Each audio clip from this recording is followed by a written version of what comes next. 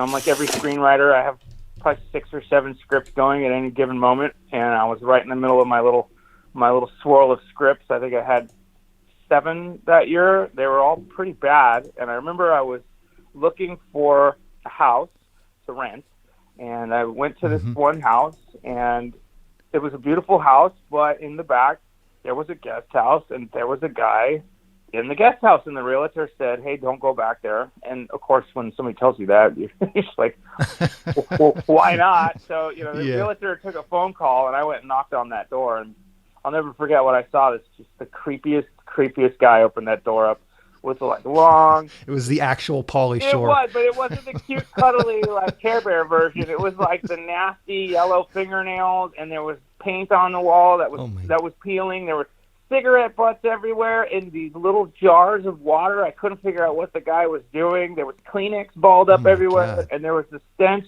of stale cigarette smoke like I'd never ever experienced before. And I remember sitting there with this guy and asking him who he was, and him telling me that he was the owner's friend. And I remember asking him clearly, will you leave if I get this place? To which he countered with, could I stay if you got this place?